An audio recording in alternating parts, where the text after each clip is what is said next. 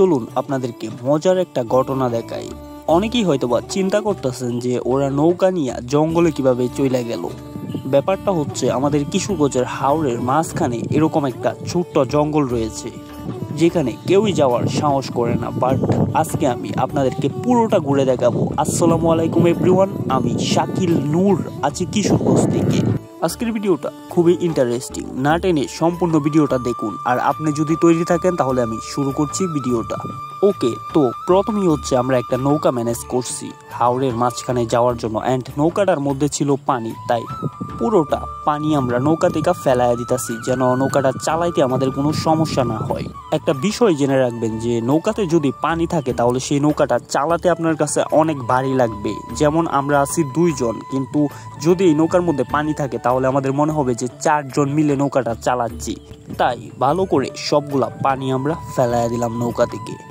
এবং প্রথমেই নৌকাটারে আমি আমার নিজ হাতে চালানোর ট্রাই করতেছি। দেখতে পারছেন যে বাতাস, সাধারণত বাতাসের মধ্যে নৌকা চালানো খুবই কঠিন একটা ব্যাপার। যদি আপনি প্রো রাইডার হন তাহলে আপনি নৌকা চালাতে পারবেন, আর প্রো রাইডার না হলে নৌকা বারবার আপনার হাত থেকে কন্ট্রোল হারিয়ে যাবে এবং সেটাকে বাতাসে অন্যদিকে নিয়ে চলে যাবে।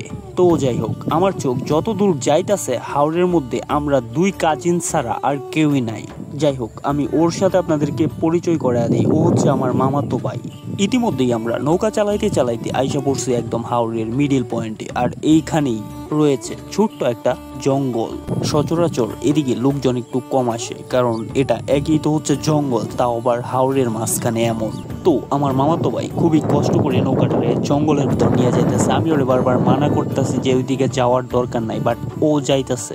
আর বলতে গেলে সাধারণত গ্রামের ছেলেরা একটু বেশি সাহসী হয়, এটাই হচ্ছে তার প্রমাণ।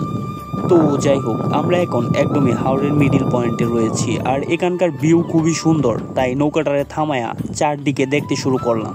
সবকিছু মিলাইয়া একদমই চোখ জুড়ানো সৌন্দর্য। আপনারা একটু ভালো করে লক্ষ্য করে দেখুন, আমরা যেই জঙ্গলটার মধ্যে আসছি এটা হাওরের একদমই মিডিল পয়েন্ট। আপনি হয়তো বা ভাবতে পারেন এখানে পানি নেই, কিন্তু আসলে এখানে আমি ডুবে যাব। এখানে প্রচুর পরিমাণে পানি। আমি জানি না এগুলা কি গাছ, কিন্তু এটা জানি যে এই গাছগুলার একটা বিশেষত্ব আছে। আর সেই বিশেষত্ব হলো যে এই গাছগুলা পানির উপর যদি বেসে থাকে তাহলেও সেগুলা জীবিত থাকে। অর্থাৎ এই গাছগুলা জন্মাইতে কোনো মাটির প্রয়োজন হয় না। আর এটা একদমই অবিশ্বাস্য, কিন্তু এটা আমি চেক করে দেখছি। হাতে ধরে টান দেওয়ার সাথে সাথে গাছগুলা একদমই হাতে চলে আসে। এবং পুরো হাওরটা যখন শুকিয়ে যায় তখন এই এরিয়াটার মধ্যে পানি থাকে এবং প্রচুর মাছ পাওয়া যায় এই জঙ্গলের ভিতরে। পুরো হাওরের মাছ এখানে এসে একসাথে জমা হয় আর সেটাকে মানুষ মজা কইরা ধরে আর কি। তো যাই হোক, আমরা এখানে বেশ কিছুক্ষণ সুন্দর কিছু মুহূর্ত পার করলাম এবং একটা সময় নৌকাটারে বের করার ট্রাই করলাম যেন আমরা এলাকার দিকে ফিরে আসতে পারি। কিন্তু এখানে বিপত্তি হচ্ছে যে বাতাস, মানে বাতাসের জন্য নৌকাটারে একদমই কন্ট্রোল কইরা রাখা যাইতাছে না। বাতাস তার নিজের গতিতে এটারে নিয়ে যাইতাছে নিজের মতো ইচ্ছা কইরা। মানে আমরা যাইতে চাইতাছি আমাদের বাড়িতে, কিন্তু বাতাস আমাদেরকে তার বাড়িতে নিয়ে যাওয়ার চেষ্টা করতেছে।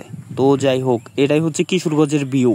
ওকে গাইস, আজকের ভিডিওটা এ পর্যন্তই ছিল এবং এই ভিডিওটা তৈরি করতে খুবই পরিশ্রম হয়েছে, খুবই কষ্ট করা লাগছে। তো সেজন্য আপনাদের কাছে টাকা চাই না, জাস্ট সাপোর্ট করেন অ্যান্ড সাবস্ক্রাইব করেন। অ্যান্ড আপনারা যদি সাবস্ক্রাইব করেন অ্যান্ড সাপোর্ট করেন তাহলে ইন ফিউচারে আমাদের আরও অনেক ভালো কিছু কাজ আসবে জাস্ট আপনাদের জন্য। এবং ভালোবাসা রইল সবার প্রতি। Love from Kishoreganj.